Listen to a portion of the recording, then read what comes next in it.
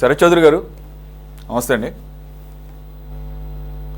Right, ఇది యాక్చువల్గా తెలుగు మీడియాలో ఒక రకంగాను, ఇంగ్లీష్ మీడియాలోనూ మరొక రకంగాను, అంటే సరిగా ఇన్ఫర్మేషన్ని ఈడీ నుంచి గ్యాదర్ చేయడంలో, లేదంటే ఒక మీడియా సంస్థ నుంచి ఇంకొక మీడియా సంస్థ తీసుకునే ఇన్ఫర్మేషన్లో కొంత ల్యాప్సెస్ కనపడుతున్నాయి.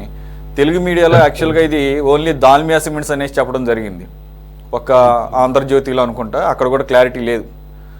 బట్ నేను ఈ నేషనల్ మీడియా కూడా బ్రౌజ్ చేస్తే నాకు అర్థమైంది ఏంటంటే, it's mix of Dalmia cements and Jaganmohan Reddy's shares.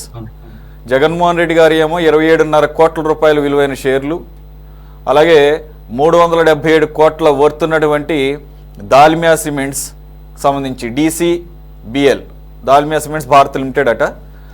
ఇది ఎందు గురించి? Kick backs, dated back to 2010 తర్వాత జరిగినటువంటి 2009, ఇంకా మాట్లాడాలంటే ఆయన తండ్రి గారు వైఎస్ రాజశేఖర రెడ్డి గారు ముఖ్యమంత్రిగా ఉన్న సమయంలో. అంటే ఈ కేసు నేపథ్యం ఏంటి? యాక్చువల్గా ఛార్జ్ షీట్ ఎప్పుడో 12 సంవత్సరాల క్రితం నమోదైంది. దానికి సంబంధించి ఇప్పుడు కూడా అటాచ్మెంట్లు జరుగుతున్నాయి. ఏంటది? దాల్మియా సిమెంట్స్ భారతీయ సిమెంట్స్లో పెట్టుబడులు పెట్టిన దానికి ప్రతిగా 400 చిల్లర హెక్టార్ల సున్నప్రాయ గనులను లీజ్కి ఇవ్వడం జరిగింది, with the help of the then chief minister YS Rajasekhara Reddy, the father of YS Jaganmohan Reddy. So YS Jaganmohan Reddy గారికి సంబంధించిన సిమెంట్ కంపెనీల్లో దాల్మియా సిమెంట్. దాల్మియా సిమెంట్ అనేది ఒక పెద్ద సంస్థ, దేశవ్యాప్తంగా అంతర్జాతీయంగా. వారికి వచ్చి భారతీయ సిమెంట్స్లో పెట్టాల్సినంత గత్యంతరం ఉంటుందని అయితే ఎవడు కామన్ మ్యాన్ కూడా అర్థమవుతుంది. So there is something fishy అన్నప్పుడు ఇవన్నీ బయటికి తీసినప్పుడు అర్థమైంది అంటే కిక్ బ్యాక్స్. ఇది ఒకటే కాదు కదా, అప్పట్లో క్విడ్ ప్రోకో, మీకు ఇది నాకేంటి, నాకు ఇది. సో ఈ రకంగా జరిగిందన్నారు.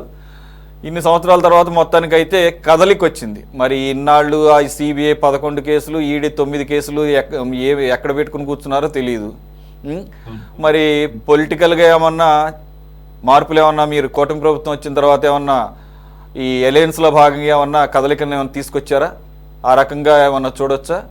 ఇది ఎక్కడితో ఆగిపోతుందా, లేదంటే ఇంక ముందుకెళ్ళే అవకాశం ఉందా? ఒకటి పాయింట్ ఏంటంటే, జగన్మోహన్ రెడ్డి గారు చెప్తున్నట్లుగా ఆయన మీద రాజకీయ కక్ష సాధింపులో భాగంగా అప్పటి UPA ప్రభుత్వం సోనియా గాంధీ హయాంలో ఆయన్ని సొంతంగా పార్టీ పెట్టుకున్నాడు కాబట్టి ఈ రకంగా ఇరికించింది అనేది వైసీపీ కానీ ఆ వారు కాదు వాదించేది. కానీ ప్రూఫ్స్తో సహా ఛార్జ్ షీట్లో పెట్టినప్పుడు ఏదైనా ఆయన క్లీన్గానే బయటికి రావాలి, లేదంటే అక్యూజ్డ్గా ఆయనకి ఏదోటి రిజల్ట్ రావాలి. రిజల్ట్ రాకుండా 12 సంవత్సరాల పాటు ఇది ఇలాగ నత్తనడకన సాగుతూ ఇప్పుడు కూడా ఏమీ లేదు. ఇది ఎంతవరకు ముందుకెళ్తుందో కూడా డౌట్లు ఉన్నాయి. దీన్ని ఎలా చూడాలి? ఇది ఒక పొలిటికల్ మోటివేటెడ్గా లేదా పొలిటికల్లీగా మళ్ళీ యాక్టివ్ అయింది అనుకోవాలా, లేదంటే నిజంగానే దీంట్లో ఏమైనా ఒక కదలికి వచ్చిందని భావించాలా? సార్, ముందుగా మీకు ప్యానల్లో ఉన్న తోటి సభ్యులకి అందరికీ సార్, ఇది దాల్మియా సిమెంట్ వచ్చేసరికి 793 కోట్లు ఏదైతే అటాచ్మెంట్ అయ్యిందో, ఇప్పుడు నిన్నటి నుంచి మనం న్యూస్ చూస్తున్నాము. జగన్మోహన్ రెడ్డి గారు మీరు ఆల్రెడీ ఓపెనింగ్ రిమార్క్స్ లో చెప్పినట్లుగా 11 కేసుల్లో ఆల్రెడీ ఈడీ కేసుల్లో ఉన్నారు, CBI లో కూడా ఇంకో 11 కేసుల్లో ఉన్నారు. ఇప్పుడు ఈ మనీ లాండరింగ్ PMLA దాని కింద 9 కేసులు ఉన్నాయి అన్నమాట ఈడీ అటాచ్మెంట్ లో. అందులో ఒకటి ఈ దాల్మియా సిమెంట్స్ అనేది.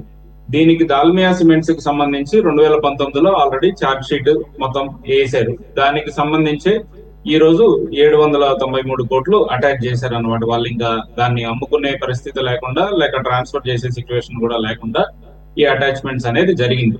ఇదివరకు ఏం జరిగిందంటే అండి, వైఎస్ రాజశేఖర రెడ్డి గారు ముఖ్యమంత్రిగా ఉన్నప్పుడు 2004లో ఆల్రెడీ వీళ్ళకి లీజెస్ కోసం ఇదివరకు అప్లై చేస్తున్నారు. ఇప్పుడు 1999 టైంలోనే లీజెస్ కోసం అప్లై చేశారు. కాకపోతే అప్పుడు వీళ్ళకి సరైన పర్మిషన్స్ కానీ సరైన అథెంటికేషన్స్ లేవనే ఆ ఫైల్ పెండింగ్ లో ఉండటం జరిగింది. ఆ తర్వాత 2004లో వైఎస్ రాజశేఖర రెడ్డి గారు ముఖ్యమంత్రి అయిన తర్వాత ఒక లోపాయికారి ఒప్పందం అనేది అయితే జరిగింది. ఆ జరిగిన దానికి వీళ్ళు జగన్మోహన్ రెడ్డి గారికి కావచ్చు, వారికి సంబంధించిన భారతీయ సిమెంట్స్ కంటే ముందు వేరే నేమ్ ఉండేది అనమాట. ఆ నేమ్ లో వీళ్ళు ఒక 135 కోట్లు వాళ్ళకి లంచం కింద లేదా షేర్ దాని కింద ఇవ్వాలి అనే దానికోసం ఒక ఒప్పందం జరిగింది.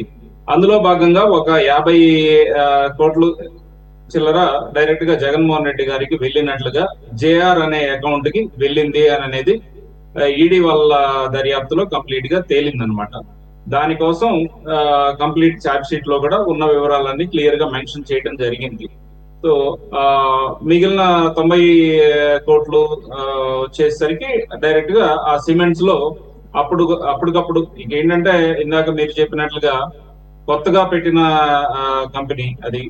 కొత్తగా పెట్టినా కూడా జస్ట్ నేను మీకు పలానా హెక్టార్లు 400 చిల్లర హెక్టార్లు అంటే దగ్గర దగ్గర 1000 ఎకరాల పైన మనం భూమి లీజ్కి ఇస్తున్నాము. అందులో సున్నపురాళ్ళు ఇవన్నీ ఉన్నాయి కాబట్టి మీరు అవి తవ్వుకునే దానికి మేము పర్మిషన్స్ ఇస్తున్నందుకు మీరు మా కుమారుడు జగన్మోహన్ రెడ్డి సిమెంట్ ఫ్యాక్టరీలు ఇవన్నీ ఉన్నాయి, వాళ్ళ దాంట్లో మీరు వాళ్ళ షేర్లు మీరు కొన్ని కొంటున్నట్లుగా చేయండి అని అప్పుడు వాళ్ళకు వచ్చిన ఆదేశాల ప్రకారం వాళ్ళు పెట్టుబడులు పెట్టడం జరిగింది. ఇప్పుడు వాటికి సంబంధించిన కూపీలన్నీ బయటికి లాగడం జరిగింది. ఎందుకంటే దాల్మియా సిమెంట్స్ ఆల్రెడీ కేసెస్ కొన్ని గత 5-6 సంవత్సరాల నుంచి రీసెంట్ గా వేస్తున్నారు. వాటి పురోగతి కూడా స్పీడ్ గా అవుతుంది అనమాట. ఇంకా ఇది డైరెక్ట్ గా జగన్మోహన్ రెడ్డి గారి కేసెస్ మీదకి వెళ్ళలేదు, ఇంకా కూడా వెళ్తాయి. కాకపోతే ఏంటంటే ఇప్పుడు దీంతో పాటుగా రిమైనింగ్ ఏవైతే 11 సిబిఐ ఈడీ కేసులు ఉన్నాయో అవి కూడా మాక్సిమం ఇప్పుడు ఇంకొక 1-2 ఇయర్స్ లో బయటికి వచ్చే ఛాన్స్, దాంట్లో కూడా కొంచెం కదలిక ఏర్పడే సిచ్యువేషన్ కూడా మనం చూడొచ్చు. Okay sir.